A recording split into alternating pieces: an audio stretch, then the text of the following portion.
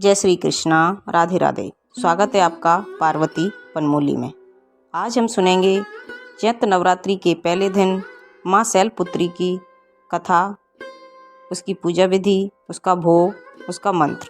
तो आइए सुनते हैं। चैत्र नवरात्रि की शुरुआत 9 अप्रैल यानी मंगलवार आज से शुरू हो रही है। नवरात्रि में देवी माँ की उपासना की जाती है। इन 9 दिनों में माँ दुर्गा के 9 रूपों की विधि विधान से पूजा की जाती है। साल 2024 चैत्र नवरात्रि पर माँ दुर्गा घोड़े पर सवार होकर आ रही हैं। ऐसे में 9 दिनों तक माता रानी अपने भक्तों के साथ रहकर उनकी सभी परेशानियां दूर करने वाली हैं। नवरात्रि के पहले दिन दुर्गा माँ के स्वरूप शैलपुत्री की पूजा होती है। वहीं जो लोग 9 दिन का व्रत रखते हैं वह नवमी या अष्टमी के दिन इसका पारण करते हैं। माँ शैलपुत्री दुर्गा माँ के 9 स्वरूपों में से एक हैं। माता के स्वरूप की बात करें तो माँ सफ़ेद रंग का वस्त्र धारण करती हैं। इनकी सवारी बैल है। माँ शैलपुत्री की दाएं हाथ में त्रिशूल और बाएं हाथ में कमल है। माँ का यह स्वरूप सौम्य, करुणा, स्नेह और धैर्य को दर्शाता है। नवरात्रि के पहले दिन विधि विधान से माता की पूजा करने से अच्छे जीवन साथी, धन, यश और मोक्ष की प्राप्ति होती है।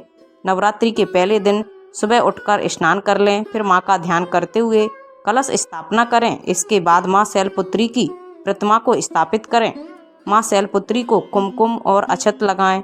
माँ शैलपुत्री का ध्यान करें और उनके मंत्रों का जाप करें। उसके पश्चात माँ शैलपुत्री को सफ़ेद रंग के फूल अर्पित करें। माँ शैलपुत्री की आरती का पाठ करें। माँ को सफ़ेद चीज़ों का भोग लगाएं। भोग में मिठाई और फलों को शामिल कर सकते हैं। माँ शैलपुत्री की पूजा में इन शक्तिशाली मंत्रों का जाप करने से देवी माँ की खास कृपा प्राप्त होती है। मंत्र इस प्रकार हैं। ओम देवी शैलपुत्राय नमः। वंदे वाच्छतल्लाभाय चंद्र अर्धकृत शेखराम वृषरूणा शूलधराम शैलपुत्री यशस्विनीम। ओम ऐं ह्रीं क्लीं चामुंडाय विच्चे।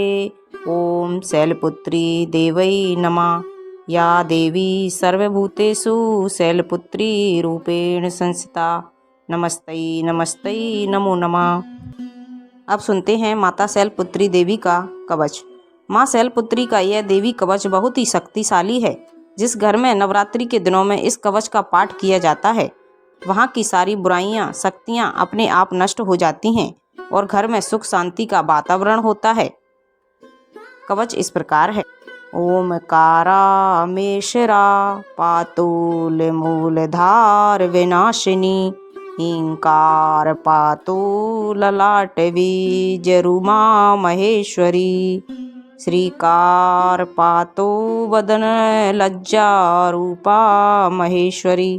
ओंकार पातु हृदय तारिणी शक्ति स्वाग्र। फटकरा पातु सर्वांगेश्वरम सिद्धि फल प्रदा।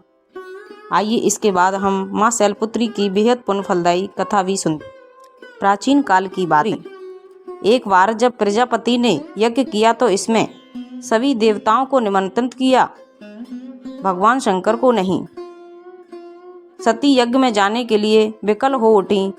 भगवान भोलेनाथ ने कहा कि सारे देवताओं को निमंत्रण किया है, उन्हें नहीं, ऐसे में वहां जाना उचित नहीं होगा। सती का प्रबल आग्रह उन्हें यज्ञ में जाने की अनुमति दे दी। सती जब अपने मायके पहुंची तो सिर्फ माँ ने ही उन्हें स्नेह दिया। बहनों की बातों में व्यंग और उपहास के भाव थे। भगवान शंकर के प्रति भी तिरस्कार का भाव था। सती के पिता दक्ष ने भी उनके प्रति अपमानजनक वचन कहे। इससे सती को बहुत दुख और क्लेश पहुंचा।